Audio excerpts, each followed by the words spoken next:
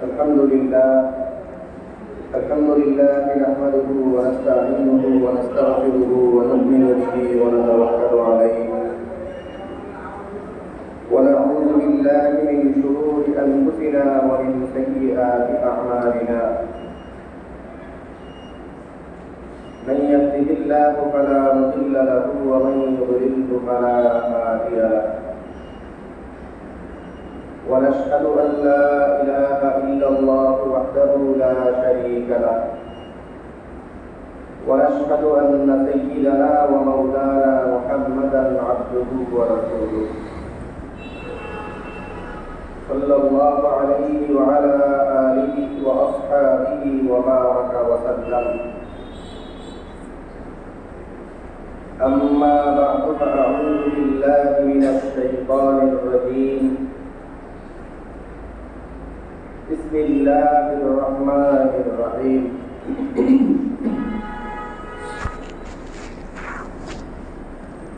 لن ينال الله لحومها ولا دماؤها ولكن يناله التقوى منكم كذلك سخرها لكم لتكبروا الله على ما هداكم وبشر المحسنين وقال الله سبحانه وتعالى فصل لربك وانحر وقال رسول الله صلى الله عليه وسلم صيام يوم عرفة أحتسب على الله أن يكفر السنة التي قبله والسنة التي بعده اللهم صل على محمد وعلى آل محمد كما صليت على إبراهيم وعلى آل إبراهيم إنك حميد مجيد اللهم بارك على محمد وعلى آل محمد كما باركت على إبراهيم وعلى آل إبراهيم إنك حميد مجيد سبحانك لا علم لنا إلا ما علمتنا إنك أنت العليم الحكيم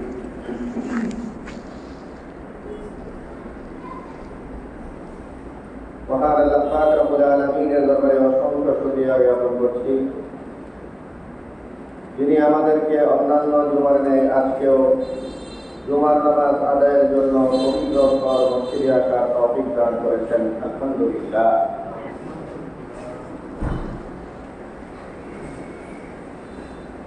মোহতারাম নাযিরিন, আমরা 1445 হিজরির জিলহজ মাসে প্রায় এক সপ্তাহের মধ্যে আমাদের অতিবাহিত হয়েছে। অর্থাৎ আমরা ঈদুল আজহা বা কোরবানি ঈদের একদম সন্নিকটে। আজকে শুক্রবার, আগামী সোমবার পবিত্র ঈদুল আজহা। তো আজকে ঈদুল আজহার যে মাস জিলহজ মাস ঢোকার পর থেকেই আমরা উল্লেখ করেছি যে শরীর দৃষ্টিকোণ থেকে খুবই গুরুত্বপূর্ণ একটা সময় আমাদের মধ্যে প্রবেশ করে। এর মধ্যে আবার সামনের কয়েকটা দিন, এই দিনগুলো সবচেয়ে বেশি গুরুত্বপূর্ণ। সামনের দিনগুলোতে দুইটা বিশেষ দিন আছে। একটা হলো আগামী পরশু, আজকে হলো 7 তারিখ, 9 তারিখ রবিবার, ইয়ৌমে আরাফা। আর একটা হলো এর পরের দিন সোমবার 10 তারিখ ইয়ৌমুন নাহার বা ঈদের। এই দুইটা দিন অনেক গুরুত্বপূর্ণ এবং বেশ কিছু করণীয় এই সময়গুলোতে আমাদের মধ্যে রয়েছে। তেমনি এই শুরুর 9 দিন, এই মাসের পুরা 9 দিনের ব্যাপারে আমরা বলছিলাম বেশি বেশি রোজা রাখা, বেশি বেশি ইবাদত বন্দেগীতে সময় কাটানো, আমল করা। এর মধ্যে ইয়ৌমে আরাফা এবং ঈদুল আজহা 9 তারিখ এবং 10 তারিখ, এই দিনগুলো বিশেষ গুরুত্বপূর্ণ। তো আমরা বিশেষভাবে একটা একটা করে বলি। ঈদুল আজহার আগের দিন 9 তারিখ, আগামী রবিবার, এই দিনটাকে ইয়ৌমে আরাফা বলে। ইয়ৌমে আরাফা এটা বেশ গুরুত্বপূর্ণ এবং অনেক তাৎপর্যমণ্ডিত একটা দিন। যেই কথাটা আমরা গত জুমাতেও বলছিলাম যে ঈদুল আজহার মাস যখন ঢুকে, জিলহজ মাসের প্রথম যেই 10 দিন, এই 10 দিনের ব্যাপারে আল্লাহ তাআলা কোরআনে কারিমে শপথ নিয়েছেন, কসম খাইছেন আল্লাহ এই দিনগুলোর ব্যাপারে। এটা তো ছিল 10 দিনের ব্যাপারে একসাথে আল্লাহ কসম করে বলছিলেন যে এই 10 দিনের কসম। আরাফার দিন এত গুরুত্বপূর্ণ, কোরআনে কারিমে আল্লাহ তাআলা শুধু ওই আরাফার দিন, এই এক দিনের নাম ধরেও আরেক জায়গায় আল্লাহ তাআলা কসম খাইছেন, এই একটা দিনের নাম নিয়ে। কোরআনে কারিমে আল্লাহ তাআলা বলেন, ওয়াস-সামা'i যাতিল বুরুজ ওয়াল ইয়াউমিল মাওউদ ওয়া শাহিদিন ওয়া মাশহুদ।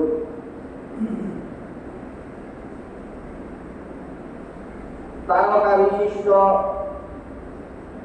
আসমানের শপথ, ওয়াল ইয়াউমিল মাওউদ, প্রতিশ্রুত দিনের শপথ, যে দিনের ওয়াদা দেওয়া হয়েছে ওই দিনের শপথ, ওয়া শাহিদিন ওয়া মাশহুদ, এবং শাহেদ যেই দিনটা উপস্থিত হয় সেই দিনের শপথ, ওয়া মাশহুদ, এবং যেই দিনে লোকজন উপস্থিত হয় সেই দিনের শপথ।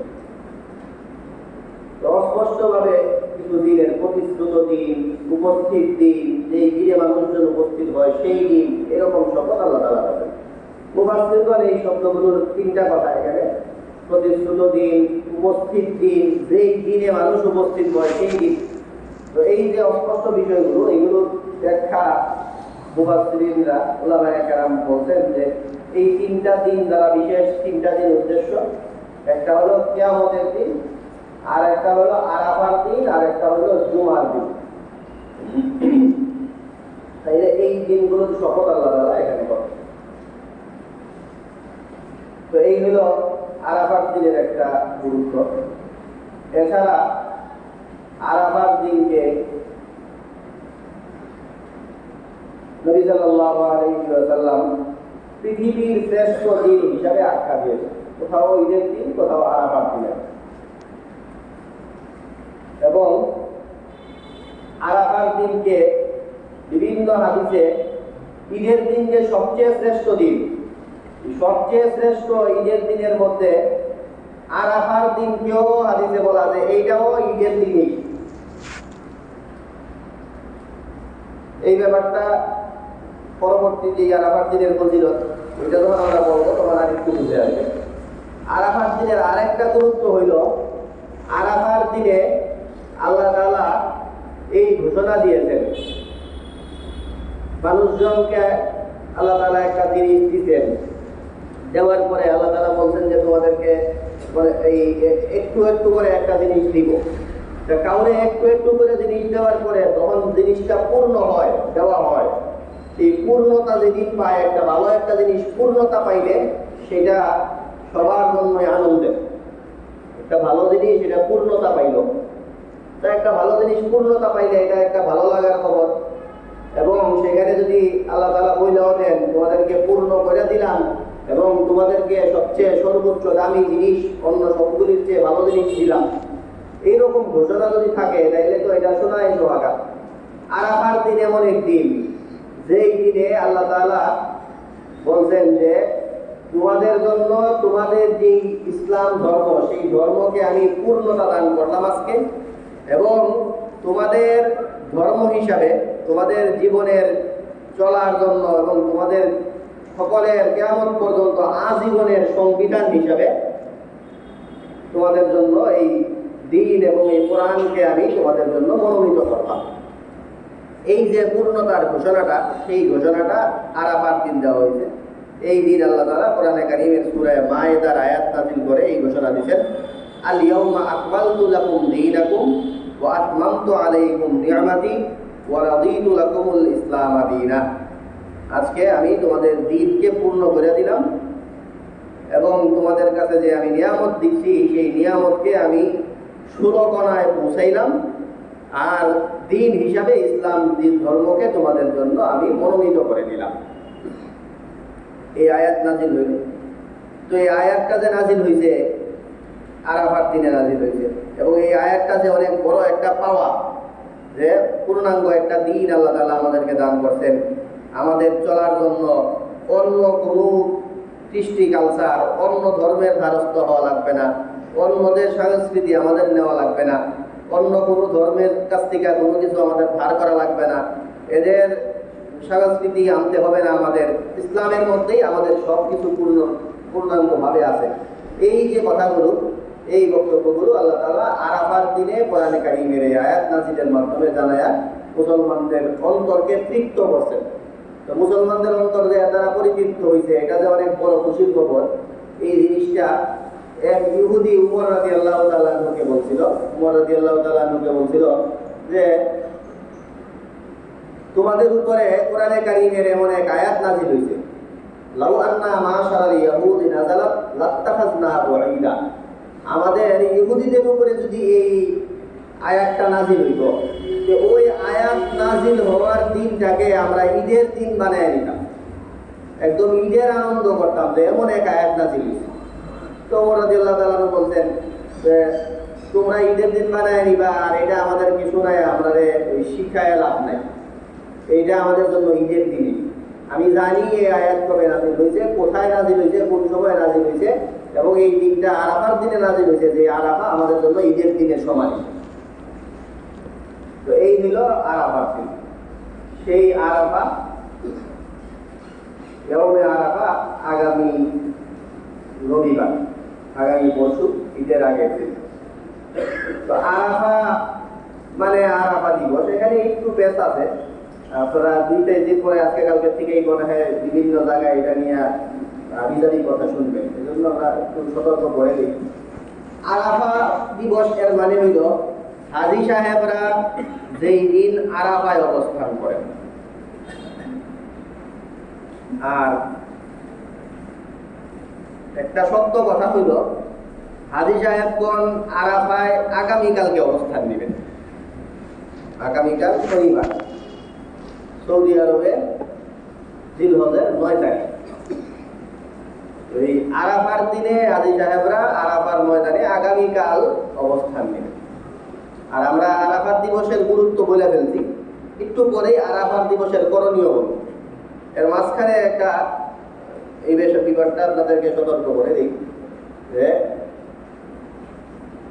এই কারণে একটু অনেকের মধ্যে প্রশ্ন আসতে পারে বা দ্বিধায় ভুগতে পারেন যে আরাফার দিনের আমল, তাইলে তো হাজী সাহেবরা যেই দিন আরাফায় থাকেন সেই দিনের আমল। তো হাজী সাহেবরা যেদিন আরাফায় থাকেন সেই দিনে না আমরা এই আমল করব। আমরা তো আমল এটা করি হাজী সাহেবরা আরাফায় অবস্থানের পরের দিন, মানে আমাদের এখানে রবিবার এইবারের হিসাবে, আর হাজী সাহেবরা আমাদের এখানে শনিবারে এলো আরাফায় যাবেন, আর আমাদের রবিবারে ওনাদের ঈদেই। তো এই যে প্রশ্নটা, তো এই প্রশ্নটার জন্য আসলে আপনাদের বেশ কয়েকটা জিনিস বলি। একটা হইল এই প্রশ্নটা আসলে উঠানোই হয়েছে পরিকল্পিতভাবে কয়েক বছর যাবত। আমরা অনেক সময় মজা করে বলি যে যারা এই প্রশ্নটা তুলছে এরা পুরাপুরি আপনাদেরকে বিভ্রান্ত করতে পারছেন। এটা নিয়ে ছোটখাটো কথাবার্তা অনেক আগে অনেকেই বলে আসছেন, কিন্তু আমাদের সম্প্রদায়ে বিশেষ করে আহলে হাদিস যারা লামাযহাবী, ওনাদের থেকে এই জিনিসটার আওয়াজটা জোরে শুরু হয়েছে। আর মাঝামাঝি সবাই যে সন্তুষ্ট করে চলতে চায়, আহলে হাদিসরাও ওনাদেরকে ভালো মনে করে, লামাযহাবীরাও ভালো মনে করে, মাযহাবীরাও ভালো মনে করে, সবাই ভালো মনে করে। এমন কিছু লোকে এখানে একটু সুবিধাজনক বক্তব্য দেয়। সেটা হলো ঝামেলা যেহেতু হয়েছেই যে আরাফার রোজা কি শনিবারে রাখবো না রবিবারে? রবিবারে হইল আমাদের হিসাবে 9 তারিখ, এই দিন রাখা দরকার। শনিবার হইল হাজিরা আরাফায় থাকবেন, এই কারণে ওই দিন রাখা। এক কাজ করি, জিলহজ মাসের প্রথম যেই 9 দিন, ওই 9 দিনের সব দিনই তো রোজা রাখা ভালো। তাইলে আরাফার রোজা শনিবার রবিবার 2 দিনে রাখে। এটা হইল সফট কর্নার থেকে বক্তব্য। যারা এদেরকেও হাতে রাখে এদেরকেও হাতে। তো কারোর মধ্যে তো হইল, আমরা তো জোরালো বক্তব্য বলছি এটাই যে আরাফার রোজা রাখবেন রবিবারে। পাশাপাশি এটা বলে দিতেছি অনেকের কাছ থেকে আপনারা এই আওয়াজ ঘুরে ঘুরে শুনবেন সামনের এক 2 দিনে যে আরাফার রোজা রাখতে হবে শনিবারে, কারণ শনিবার হাজির সাহেবরা আরাফায় থাকবেন। আর পাশাপাশি পর্যায়ে বক্তব্য কিছু আসবে, সেটা হইল যে শনিবার রবিবার 2 দিনই তো রোজা রাখার দিন, এই মাসের 9 দিনের পুরাটাই তো রোজা রাখার ভালো, 2 দিনই আরাফার রোজা রাখেন। তো যারা শনিবারে রোজা রাখবেন বলে হাজিরা সাহেবরা যেদিন আরাফায় থাকবেন ওই দিন রোজা রাখবেন বলেন, ওনারা আসলে পুরাপুরি আপনাদেরকে বিভ্রান্ত করতে পারেন নাই। কারণ আরাফার দিনের বেশ কিছু আমল আছে, এর মধ্যে একটা গুরুত্বপূর্ণ আমল হইল আরাফার দিনে রোজা রাখা। অনেক বেশি গুরুত্ব, একটু পরেই আমরা তার গুরুত্ব বলবো। তো এত গুরুত্বপূর্ণ আমল এটা আরাফার দিনে রাখা। এই একটা আমল নিয়ে আপনাদের মাথা গায় অনেকে যে কোন দিন রাখবো, এটার জন্য বলে যে রবিবার রাখবো।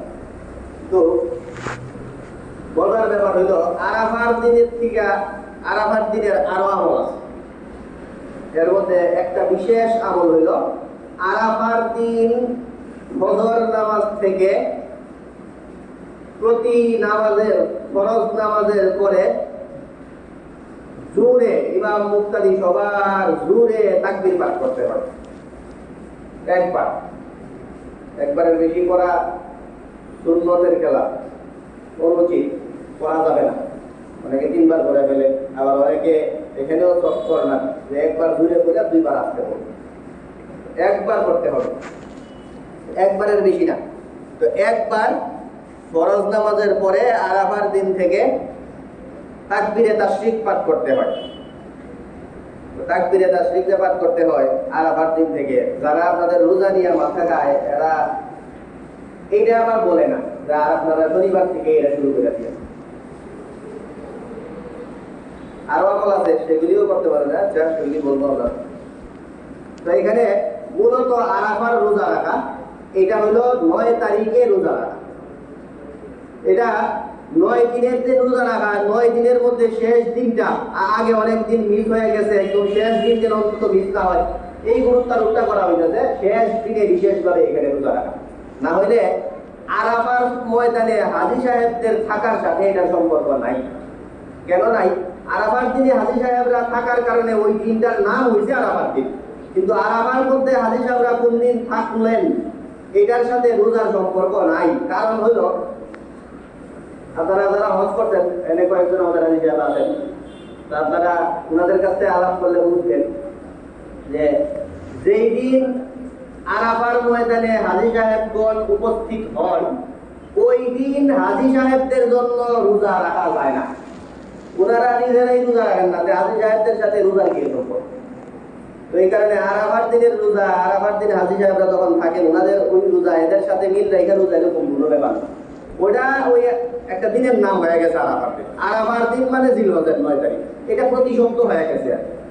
প্রতিশব্দটা আমাদের দেশের থেকে আসছে না, আসছে হলো সৌদি আরব থেকে প্রতিশব্দটা হয়ে আসছে। কারণ ওইখানে 9 তারিখ যে দিন হাজী সাহেবরা আরাফায় অবস্থান নেওয়ার দিন ওই দিন, এটা একটা প্রতিশব্দ। এখন ওই আরাফার দিন হাজী সাহেবদের আরাফায় অবস্থানের দিন যেটা 9 তারিখও এইটা। তো এর মধ্যে আমরা আরাফার দিন 9 তারিখের জন্য ওই শব্দটা নিয়ে আসছি আরাফার দিন। যেমন মনে করেন সৌদি আরবের লোকজন যদি বলে যে ঈদের দিন আমরা এই কাজ করব, সৌদি আরবের লোকজন ঈদের দিন যখন বলে তখন বুঝায় 10 তারিখ। ঠিক তেমনি ওনারা যখন আরাফার দিন বলে তখন বুঝায় 9 তারিখ। তাহলে আমরা যদি ঈদের দিন বলি তাহলে তো আর সৌদির ঈদের দিন বলি না, তাহলে আরাফার দিন বলতে গেলে ওনাদের আরাফার দিন নাম বলার দরকার নেই। এই হলো ব্যাপারটা। ওটা সৌদি আরবে আরাফার দিন আর 9 তারিখ এক ছিল, কিন্তু যখন আরাফা শব্দ থাকে কোনো জায়গায়, আরাফার শব্দ দ্বারা উদ্দেশ্য হলো 9 তারিখ। 9 তারিখকে বোঝানোর জন্য আরবে একটা প্রতিশব্দ আছে, 9 তারিখ বোঝানোর জন্য ইয়াউমে আরাফা, আরাফার দিন, এটাকে ব্যবহার করা হয়। তো 9 তারিখ বোঝানোর জন্য ব্যবহার করা হয় আরাফার দিন। আরাফা দিবস বলার দ্বারা হাজী সাহেবরা যেদিন আরাফায় আছেন ওই দিনটা উদ্দেশ্য নেওয়া হয় না, আরাফার দিন বলে 9 তারিখ উদ্দেশ্য নেওয়া হয়। ওইখানে পেস ছিল না, এই কারণে ওদের পেস লাগে না, ওদের 9 তারিখ আরাফার দিন একই জিনিস, পেসটা আমাদের এখানে এলাম। তো এই হইলো আরাফার দিন বিষয়ে একটা বক্তব্য বললাম। আর 8 তারিখ 9 তারিখ 2 দিন যদি রোজা রাখেন, শনিবার রবিবার 2 দিন রোজা রাখলে ভালো, খুব ভালো। আরো আগে থেকে রাখলে আরো ভালো, এই দিনগুলোতে বেশি বেশি রোজা রাখা। কিন্তু আরাফার দিন রোজা রাখা এটা তো একটা বিশেষ দিন, ওই দিনে আপনি আরাফার দিনের নিয়তে রোজা রাখবেন। তো আপনি একটা দিনের নিয়তে রোজা রাখবেন, ওইখানে আপনার অত অস্পষ্টতা চলে না, শরীয়ত অস্পষ্ট না যে আজকে হইলে হইছে আর নাইলে কালকে হইলে হইছে, এরকম কোনো রোজা নেই। আরাফার দিনের রোজা আপনার ঠিক করে একটা রাখতে হবে। এই কারণে শনিবার রবিবারের পরামর্শ যারা দেন ভালো পরামর্শ, কিন্তু 2 দিন রোজা রাখেন ভালো কথা, কিন্তু আরাফার রোজা একদিনই। এই হইল কবে রাখবেন সেই বিষয়ে বললাম। আরাফার রোজা আগামী 9 তারিখ, মানে আগামী রবিবার হইল আরাফার দিন। যদিও হাজী সাহেবরা তারও আগের দিন আরাফায় থাকবেন, কিন্তু হাজী সাহেবরা থাকা নিয়ে না, 9 তারিখ বোঝানোর জন্য আরবিতে শব্দ ব্যবহার হয় ইয়াউমে আরাফা। তো যেখানে হাদিসে আছে ইয়াউমে আরাফা, এর অর্থ হলো 9 তারিখ। আরাফার ইয়াউমে আরাফা হাদিসের শব্দ, এর বাংলা আরাফার দিন না, ইয়াউমে আরাফা এটার বাংলা হলো 9 তারিখ। এটা মনে রাখবেন, ইয়াউমে আরাফা বোঝানো হয় 9 তারিখ বোঝানো। এখন ওই দিন করবেন কি? এই দিনের করণীয়ের মধ্যে সবচেয়ে বেশি আলোচিত যে দিনটা, সেটা হলো এই আমলটা, সেটা হলো ওই দিন রোজা রাখা। এই দিন রোজা রাখলে কি হয় সেই বিষয়ে এই দিনটা নবী সাল্লাল্লাহু আলাইহি ওয়াসাল্লামের হাদিস থেকে আমরা নফল রোজার অনেক ফজিলত বিভিন্ন সময়ে দেখি। যেই দিনগুলির ফজিলত দেখতে গিয়ে আমরা শুনি এই দিন রোজা রাখলে, যেমন আশুরার সামনে আসতেছে, আমরা ইনশাআল্লাহ বলবো যে আশুরার রোজা রাখলে 1 বছরের গুনাহ মাফ হয়। কোথাও কোনো রোজার জন্য বলা আছে যে আগের 1 বছরের, কোথাও আছে পরের 1 বছরের, মোট কথা 1 বছরের গুনাহ মাফ হয়। আর আরাফার দিবসের ব্যাপারে নবী সাল্লাল্লাহু আলাইহি ওয়াসাল্লাম বলেন যে আরাফার দিবসের রোজা যেটা, এটা এমন গুরুত্বপূর্ণ রোজা যে আমি আশা করি এই দিন রোজা রাখলে আল্লাহ তাআলা আগেও 1 বছর পরেও 1 বছর, মোট 2 বছরের গুনাহ মাফ করে দিবেন। সিয়ামু ইয়াউমি আরাফাতা আহতাসিবু আলাল্লাহি আন ইউকাফিরা সানাতাল্লাতী ক্বাবলা ওয়াস সানাতাল্লাতী বা'দা। এই দিনের আগে 1 বছর, সেই 1 বছরেরও, এই দিনের পরের 1 বছরেরও গুনাহ মাফ করে দিবেন বলে আল্লাহর কাছে আমি আশা করি আরাফাত দিবসের রোজা রাখার। এই হলো আরাফাত দিবসের একটা বিশেষ করণীয়। এবং আরাফার দিনটা এত গুরুত্বপূর্ণ একটা দিন যে আপনারা বিভিন্ন সময়ে আল্লাহ তাআলা মানুষের প্রতি, বান্দাদের প্রতি মনোনিবেশ করেন, বান্দাদের প্রতি আল্লাহ তাআলা বিশেষ তাওয়াজ্জু দান করেন যে আজকে যারে পায় তারে ক্ষমা করে দিন। এইরকম কিছু বিশেষ মুহূর্ত আছে, সেই বিশেষ মুহূর্তগুলো সচরাচর সব সময় হয় রাতে। প্রতি রাতের এই শেষ 3 ভাগের 1 ভাগে, প্রতি রাতের 3 ভাগের শেষের ভাগে। আবার লাইলাতুন নিসফি মিন শাবান, মধ্য শাবানের রজনী, আমাদের ভাষায় শবে বরাত যেটাকে বলি, ওই রাতেও এই ঘটনা ঘটে। আল্লাহ তাআলা সারা রাতই বান্দাদেরকে ক্ষমা করার জন্য মুখিয়ে থাকেন। শবে কদরের রাত, তো এই বিশেষ টাইম, যেই টাইমে আল্লাহ তাআলা বান্দাদের প্রতি, হাদিসের মধ্যে এরকম আছে যে আল্লাহ তাআলা প্রথম আকাশে নেমে আসেন। এটা একটা আলোচ্য বিশাল আলোচনার সাপেক্ষ ব্যাপার, এটা এখানে আমরা বলতে যাচ্ছি না। তো নেমে আসেন মানে আল্লাহ তাআলা বান্দাদের সাথে, বান্দাদের দিকে আল্লাহ তাআলা খুব বেশি মনোনিবেশ করেন যে আজকে পাইলেই ক্ষমা করে দিব। এইরকম বিশেষ মুহূর্তটা প্রায় যখনই আপনারা দেখবেন এই বিশেষ মুহূর্তের কথা, সব হইল রাতে। আর একমাত্র আরাফা হলো এমন দিন যে দিনে আল্লাহ তাআলা বান্দাদের দিকে মনোনিবেশ করে যে আজকের দিনে ক্ষমা করে দিবেন। তো এই দিনের মধ্যে আর আবার দিনটাই আছে, এই পুরা বছরের মধ্যে এই দিন একটা দিনই আছে। রাত তো প্রতি রাতেই বা বিভিন্ন বিশেষ বিশেষ রাত আছে, কিন্তু দিনের হিসাবে একটা দিনেই এমন এই আরাফার দিনটা, যেই দিন আল্লাহ তাআলা বান্দাদেরকে ক্ষমা করে দেওয়ার জন্য মুক্তি। এই হলো আরাফার দিবস। সুতরাং এখান থেকে আমরা দেখতেই পাচ্ছি আল্লাহ ডাকতেছেন, মুখিয়ে আছেন আল্লাহ ক্ষমা করে দেওয়ার জন্য। এই জন্য আল্লাহ তাআলার কাছে বেশি বেশি এই দিনে ক্ষমা প্রার্থনা করা এবং এই দিনে দোয়া করা, দোয়া কবুল হয়। এটাও এই হাদিস থেকে আমরা বুঝতে পারি, আল্লাহর কাছে ডাকলে আল্লাহ তাআলা ক্ষমা করে দিবেন। যে কোনো দোয়া করা, বাকি যে কোনো দোয়া করার কথাই আছে। আর বিশেষ একটা দোয়া শিক্ষা দেওয়া আছে।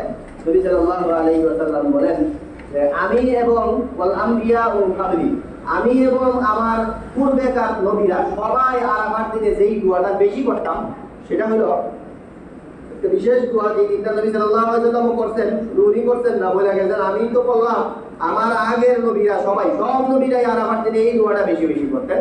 সেটা হলো লা ইলাহা ইল্লাল্লাহু ওয়াহদাহু লা শারীকা লাহু লাহুল মুলকু ওয়া লাহুল হামদু ওয়া হুয়া আলা কুল্লি শাইইন কাদির।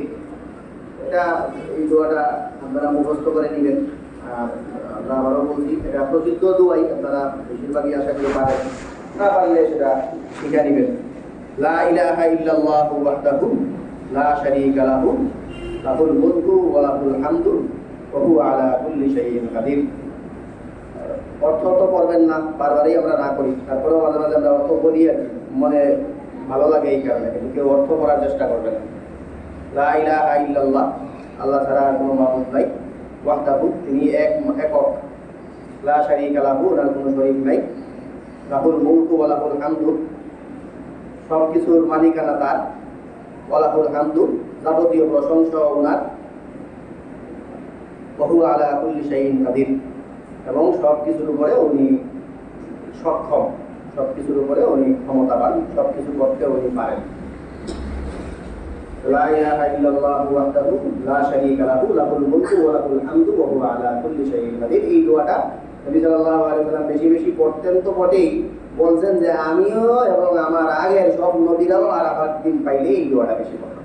তো এটা বেশি বেশি পড়বেন এবং ইস্তেগফার করবেন, ক্ষমা প্রার্থনা করবেন, এবং অন্যান্য যে কোনো দোয়াই বেশি বেশি এই দিনে পড়বেন।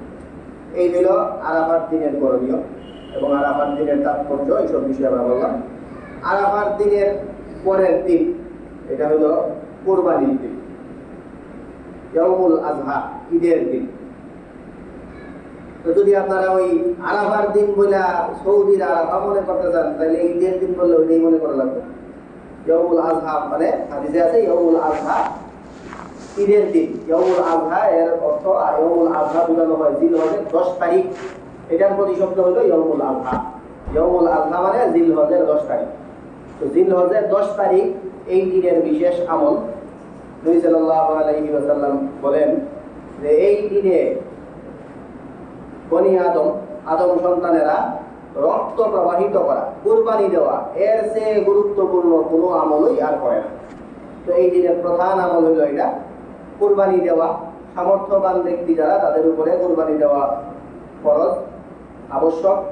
কুরবানি দিলে, কুরবানি যদি কেউ না দেয় সামর্থ্য থাকার পরেও, তাহলে নবী সাল্লাল্লাহু আলাইহি ওয়াসাল্লাম বলেন যে ঈদের দিনগুলোর একটা বিশেষ লক্ষ্য আছে। ঈদের দিন আল্লাহ তাআলা,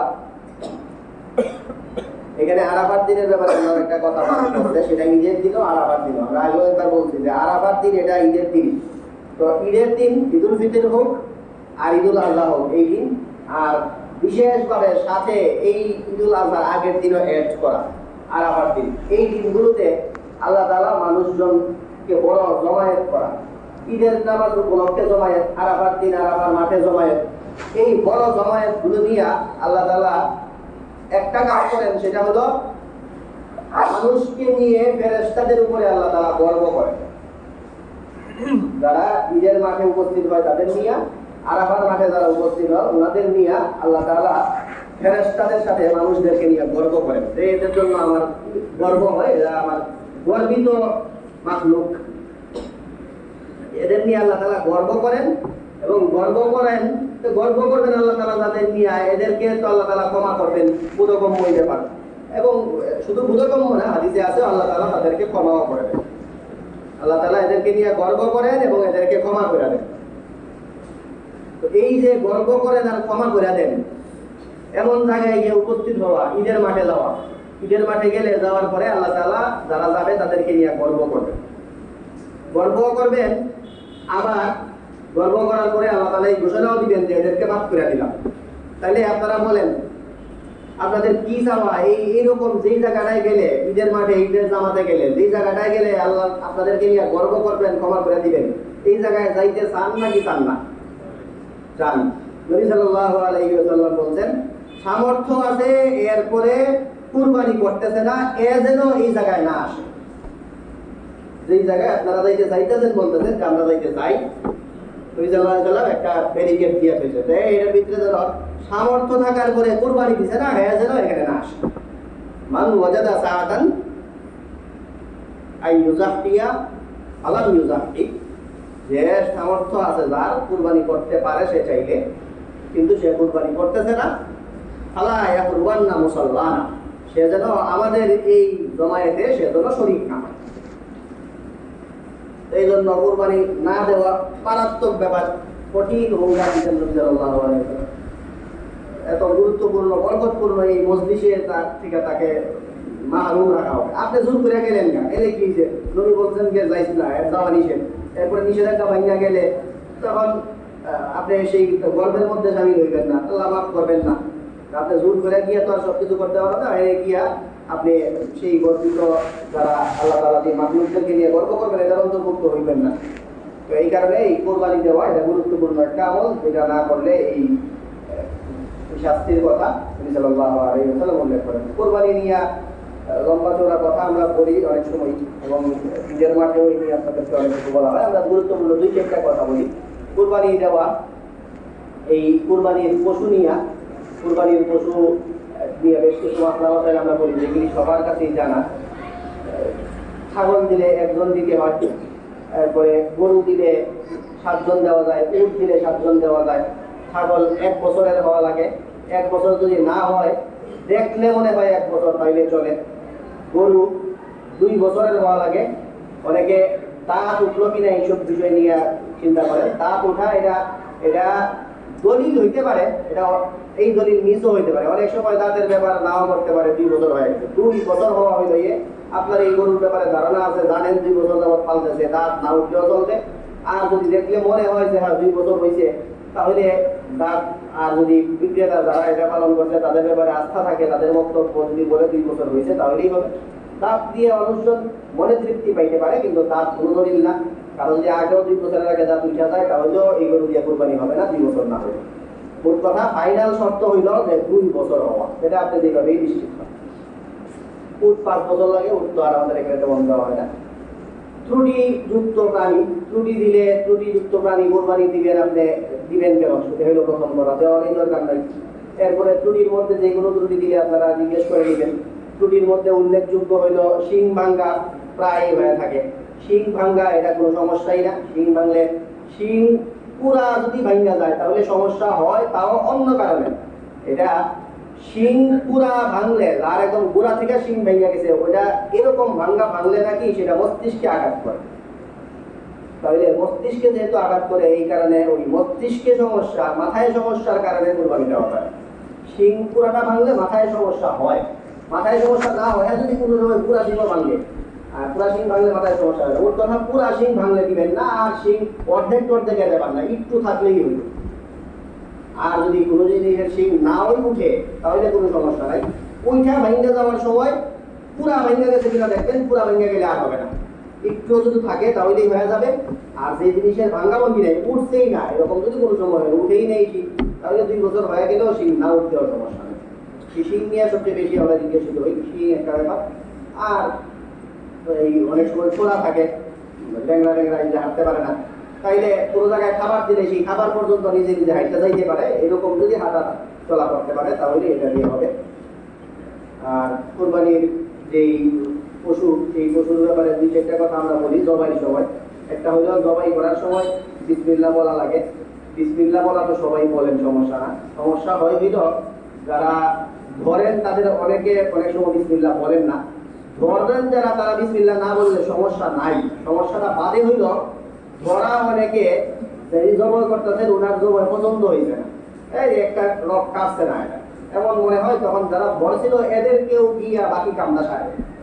তখন যদি এই লোকের বিসমিল্লাহ না হয় তাহলে এই কোরবানির গোশত খাওয়া যাবে। এটা হলো একটু ক্রিটিক্যাল জায়গা, এটা মনে রাখবেন।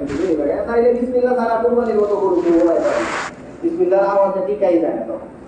তখন সমস্যা হইলো যে অনেকে বিসমিল্লাহ বলছে না, এমন লোক করে গিয়ে সাহায্য করে ফেলে, শেষে এই রক্ষা কাটছে না, কাইটা নেই। ওই সময় হইলো সমস্যা। এই সময় যদি ওনার মাধ্যমে এটা তো মরতেছে, তো ওনার বিসমিল্লাহ ছাড়া এটা হবে না, এই জিনিসটা মনে রাখবেন। আর 7 জনের পক্ষ থেকে হয়, 7 জনের পক্ষ থেকে আমরা সুন্দর শব্দ বলি সবসময়। আপনারা যখন সুন্দর শব্দ বললেন যে 7 জনের পক্ষ থেকে, অনেকে নাম ব্যবহার করে 7 জনের নামে। পশু আল্লাহর নামে জবাই হয়, কারণ মানুষের নামে হয় না, পক্ষ থেকে হইতে পারে। তো 7 জনের পক্ষ থেকে জবাই করবেন। কুরবানির পশুর গুস্ত বন্টন করবেন আপনারা। বন্টনের সময়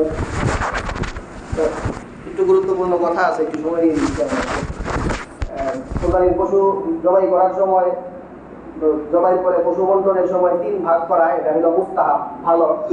আর সমস্যা হইল কারো কেউ যদি দিতে না চায় সমস্যা নাই, কেউ কম দিতে চাইলেও সমস্যা নাই, নিজের গরুর গোশত পুরাটাই নিজে খাইতে পারে, কোনো সমস্যা নাই। কারো কাছ থেকে জোর করে নেওয়া সমস্যা। তো আমাদের সমাজে অনেকেই জোর করে নেন মনে হয়, সামাজিকভাবে আমাদের জোর করে নেওয়ার কিছু তোড়জোড় আছে, বেশ কিছু বন্দোবস্ত আছে। যদি কারো মনে হয় যে জোর করে নেওয়া হয়, ওইখানে জোর করে কেউ দিছে, ওইটা আবার পাঠাইছে, তাহলে আপনারা এক কাজ করেন, জোর জবরদস্তি অনেকের অসন্তুষ্টি নাই মনে করে নিলে আপনারা এই বস্তু আপনাদের এখানে গেলে আপনারাও আবার কাউকে দিয়ে দিয়ে, এবং জোর ইচ্ছা নাই মানুষের, দেওয়ার নিয়ত নাই, এমন জায়গায় জমা করা বস্তু ঘরে গেলে এটা খাওয়া ঠিক না। আপনারা তো এই বস্তু দিতে এখান থেকে দিয়ে দেন মানুষকে। আর যদি এরকম সামাজিক কথা আপোষে ভাঙা যায়, অথবা কেউ নিজেরা রেজিস্ট্রেশন করে গিয়া যে আমরা এগুলি করি, সামাজিকভাবে গোষ্ঠীগত ভাবে দরকার নেই, আমরা মনে যে আমরা এলাকায় আমরা করি, ওরকম আসলেই খালেস নিয়তে কেউ করলে করেন, কিন্তু এই সামাজিক কথাটা পেছ লাগে, এটা অনেকেই ইচ্ছা থাকে না অনেক সময়। কুরবানির জন্তু থেকে মানুষজন, আমরা অনেক সময় মানুষের মজুরি দিই, মজুরি দেওয়া যাবে না। নিরাপদ 2টা সুরত আমরা বলি, আমরা কষাই টসাই ব্যবহার করলে তাদেরকে দেই। অনেক ওয়াজ করে আমরা দেখছি যে আপনারা দিবেনি, এটা আসলে বাদ দেওয়া যায় না, এই জন্য আমরা ওয়াজ পাল্টাই দিই। ওয়াজ হইল একটা চেষ্টা করবেন আপনারা, যেই লোকের আপনি এমনি দিতেন এর কাজে লাগাইলেন, যে কাজ না করলেও দিতেন তারে কাজে লাগাইলেন, পরে তো এমনি দিতেন সেই দেওয়া দিবেন। আর যদি মনে হয় যে না এটা সম্ভব না এবং দেওয়াই লাগছে, তাহলে আরেক কাজ করবেন, যত টাকার বস্তু দিতেন এত টাকা পরে কোরবানির পরে সৎকা করবেন। কষাইলে না দিলে কষাইয়েরও মন খারাপ, আপনারও মনে হয় না দিলে কেমন, অথবা এই বেটা আসেই না, না বুঝতে দিতেই হবে, না এলে যাবো না, এরকম যদি মনে হয় আর আপনাদের কষাইলে বুঝতে দেন, তাহলে কত টাকা কতটুকু বুঝতে দিচ্ছেন হিসাব রাখবেন। এই ছোটখাটো বিষয়ের জন্য কোরবানি নষ্ট করে তো লাভ নাই। আপনারা এই কারণে পরবর্তীতে যে পরিমাণ বুঝতে দিচ্ছেন ওই পরিমাণ টাকা এই গোস্তের মূল্য আপনারা দান করে দিয়ে, সৎকা করে দিয়ে গরিবদের। এই হলো আরেকটা সমাধান দিলাম আমরা এই কথা। আর যদি কেউ মনে হয় যে না কষাইরে টাকা দিয়ে পুরাবো, আলাদা পকেট থেকে টাকা দিব, গোস্ত দিবই না, তাইলে তো তার ভালো, সেই ওয়াজের দরকার নেই। কিন্তু এটা মানা সম্ভব হয় না বা অনেকেই মানতে পারে না। আরেকটা হলো কুরবানির চামড়া। চামড়ার জন্য আমাদের এখানে মাদ্রাসা থেকে চিঠি আসছে। তো চামড়া যেটা, সেই চামড়া আর গোস্ত সব একই জিনিস, আলাদা কিছু নাই, আমরা ভিন্ন করে ফেলছি। কুরবানির চামড়া, কুরবানির গোস্ত সব সেম জিনিস। আপনি এই জিনিস আপনার, আপনি এই জিনিস ব্যবহার করবেন, খাইবেন, যা ইচ্ছা করবেন। চামড়াও খাওয়া যায়, চামড়াও খাইবেন, আমরা খাওয়া বৈধ, সব সেম। যদি বিক্রি করে দেন, সেটা গোস্ত হোক চামড়া হোক, আমরা আলাদা করতেছি না। চামড়ার ওয়াজ আসছে, নাম ছিল নাম দিয়েছি চামড়া, কিন্তু সব একসাথে বলুন, চামড়া হোক গোস্ত হোক, যেই জিনিসই আপনি বিক্রি করে দেন, বিক্রিত টাকা আপনি ব্যবহার করতে পারবেন, দান করে দিতে হবে। গোস্তটা বেচে না কি মানুষ, এই জন্য এটার ব্যাপারে এই ওয়াজটা করা লাগে না। চামড়া বিক্রি করে, এই কারণে চামড়ার ব্যাপারে করতে হয় যে চামড়ার টাকা গরিবদেরকে দিয়ে দিতে হবে। গরিবদেরকে দিয়ে দেওয়ার মধ্যে মাদ্রাসাগুলো এটা করে, এই জন্য মাদ্রাসাগুলিতে দেওয়া ব্যাপারে আমরা আপনাদেরকে বরাবর বলি। মাদ্রাসাগুলো কিছু সার্ভিসও দেয় আপনাদেরকে, মাদ্রাসা কুরবানির পশু টশু জমাই করে দেয়। এই দয়া যদি কারো ভিতরে আসে তাহলে আরেক সমস্যা। আপনি যদি মনে করেন এরা জমাই করে দিছে, এদেরকে চামড়া দিয়ে দেয়, তাহলে চামড়া দিলেন তো দিলেন, চামড়ার দাম আবার সৎকা করতে হইব। ওই যে আগে ওয়াজ করতে একটু আগে, যে কসাই যারা যারা কুরবানির গরুতে কাজ করে, এদেরকে কিছু দেওয়া যাবে না। আপনার যদি মনে হয় গরু জবাই করে দিছে, এই মাদ্রাসা থেকে আইসা মাদ্রাসায় চামড়া দেই, চামড়া দিবেন, চামড়ার টাকা আবার দান করতে হবে বিনিময় হিসেবে যদি দেন আর এমনি আপনারা নিজেরাই জবাই করলেন, আপনাদের আশপাশের মানুষ যারা পারে এদেরকে দিয়ে জবাই করাইলেন, এরপরে চামড়া দিয়ে দিলেন, সেটা হলো একদমই আল্লাহর রাস্তায় দেওয়া। তো চামড়া যদি ব্যবহার নিজে না করেন আল্লাহর রাস্তায় দিয়ে দিতে হয়। আর একটা ব্যাপার আছে, চামড়া দিয়া কোনো কিছু কিনা যায়, এটা কেউ করতে পারলে করতে পারেন।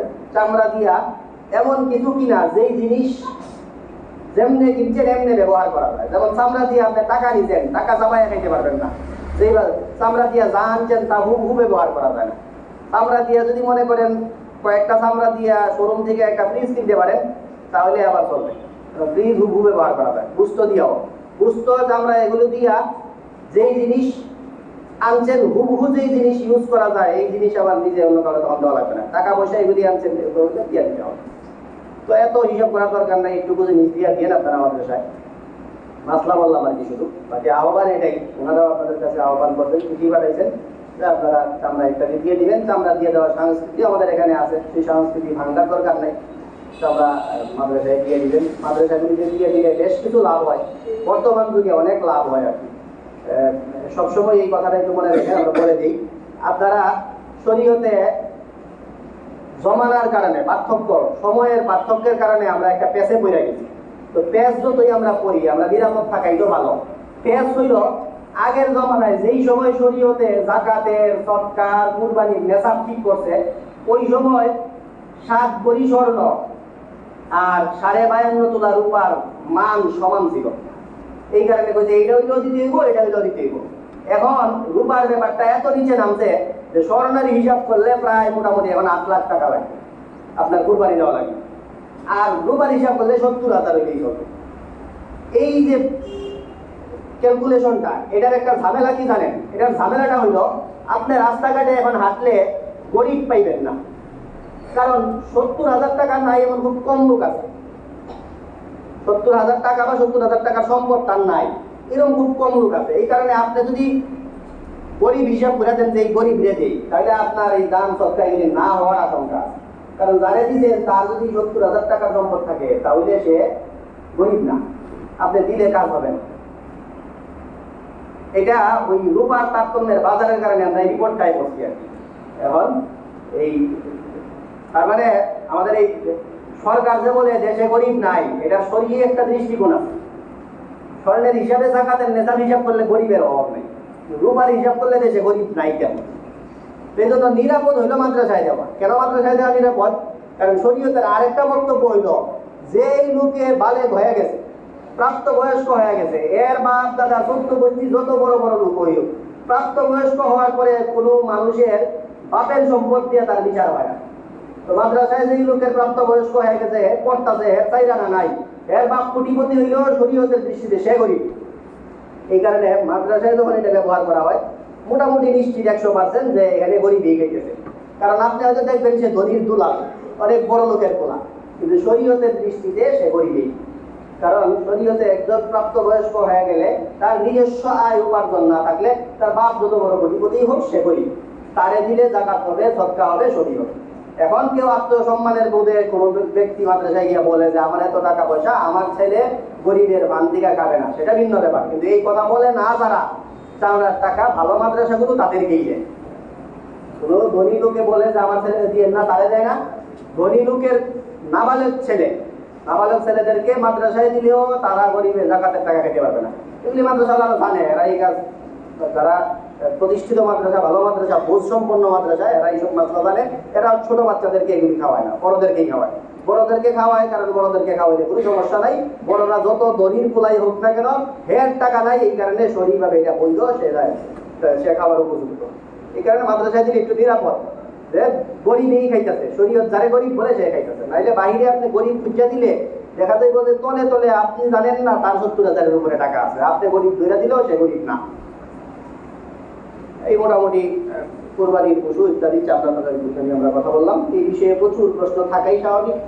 যদি কারো প্রশ্ন থাকে আপনারা, আমরা সামনের কয়েকদিন আশপাশেই থাকবো, আপনারা আমাদের কাছ থেকে বা বিকল্প কোনো কাছ থেকে বিষয়গুলো জেনে নেবেন। আল্লাহ পাক রব্বুল আলামিন আমাদেরকে এই বিষয়গুলো বোঝা এবং সঠিক উপায়ে যেন কোরবানি করতে পারি, এই তৌফিক আল্লাহ তাআলা আমাদেরকে দান করুন। সামনে অনেক জায়গা ফাঁকা, সেই জায়গাগুলো পূরণ করে তারপরে আমরা